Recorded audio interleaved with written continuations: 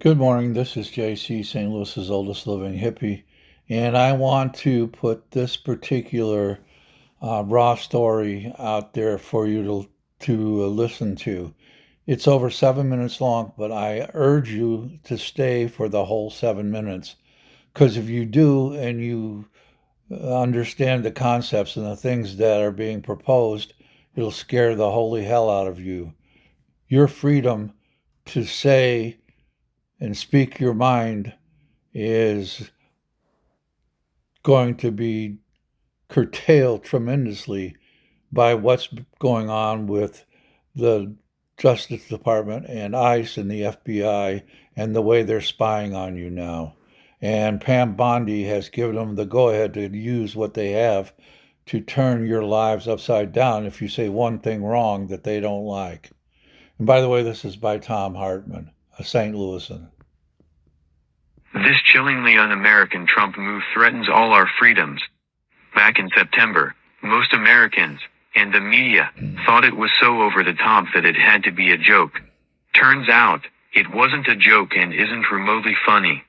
In a bizarre directive that could have been written by the staff of the Onion or Putin's secret police, National Security Presidential Memorandum 7, NSPM 7, Donald Trump ordered the FBI, DOJ, and more than 200 federal joint terrorism task forces, coordinating FBI with local police forces across the country, to seek out and investigate any person or group who meet its indicators, of potential domestic terrorism.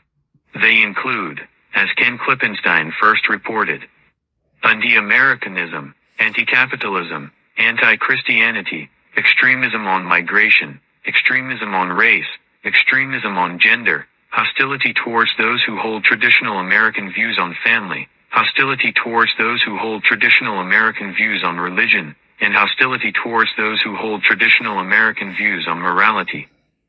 Have you ever spoken ill of our country or its policies, particularly under Trump? Trash-talked capitalism or praised socialism on social media?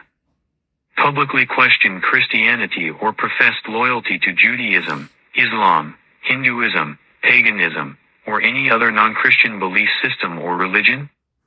Embraced the trans or more general queer community?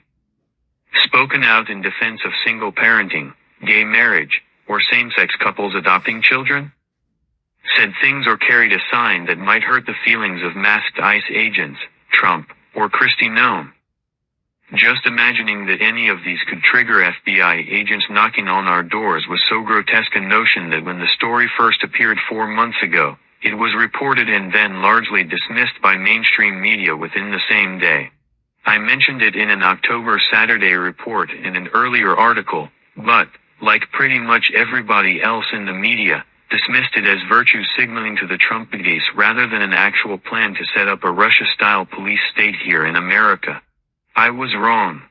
Now, in a second bombshell report, Klippenstein has obtained and published a copy of Attorney General Pam Bondi's December 4th memo ordering the FBI to actually begin Russia-style investigations of people and groups who fit into the categories listed above.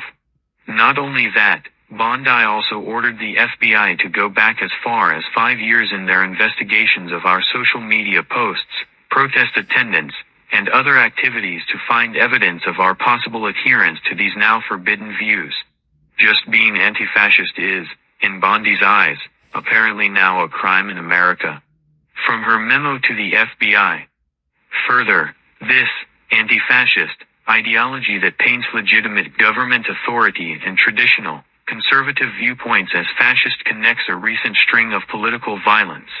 Carvings on the bullet casings of Charlie Kirk's assassins' bullets read, "Hey, fascist, catchin' Bella Ciao," an ode to anti-fascist movements in Italy. ICE agents are regularly doxxed by anti-fascists, and calls to dox ICE agents appear in the same sentence of opinion pieces calling the Trump administration fascist.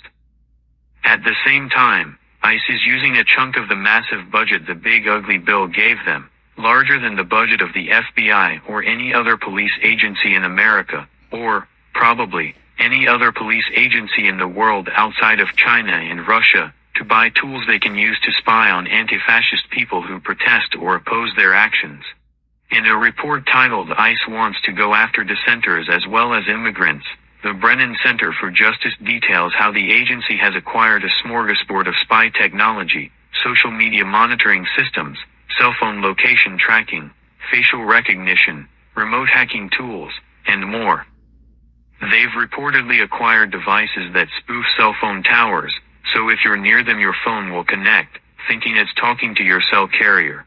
Once the connection is established, ICE and/or DHS can monitor every communication to or from your phone and possibly even download all the content on your phone including emails, pictures, apps, and your browsing history.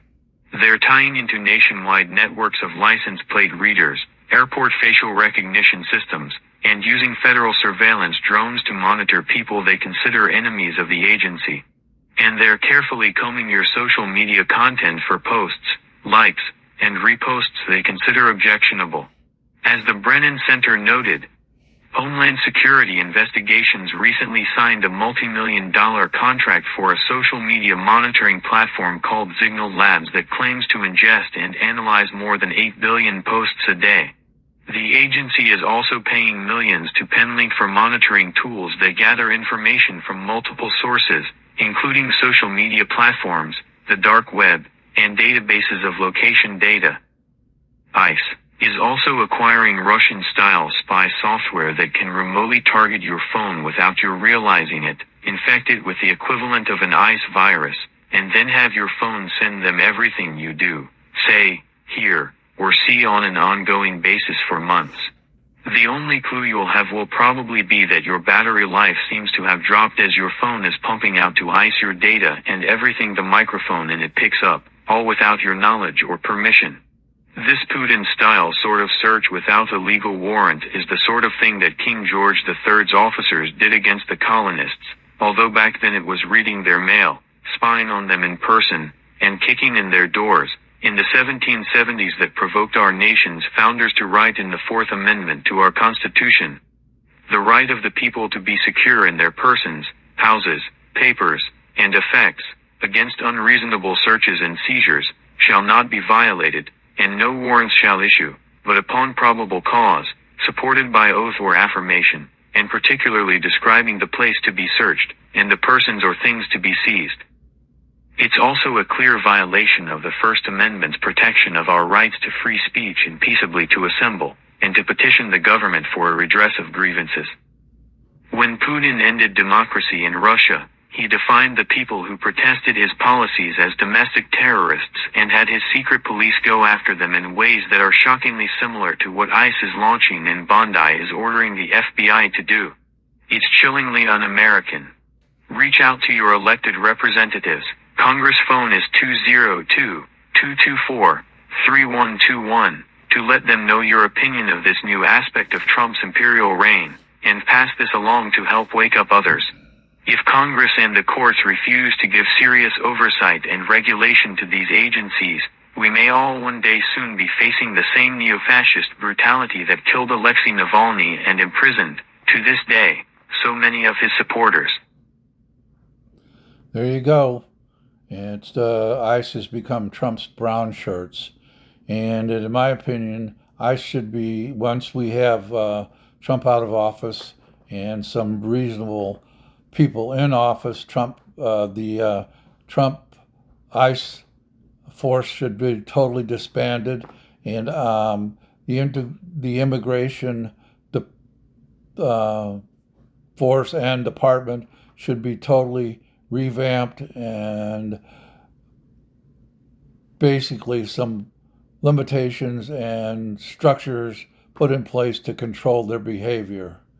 So I'll probably get a call from the FBI now because I said this, but fuck the FBI, fuck ICE, and especially fuck that bitch Kristi Noem.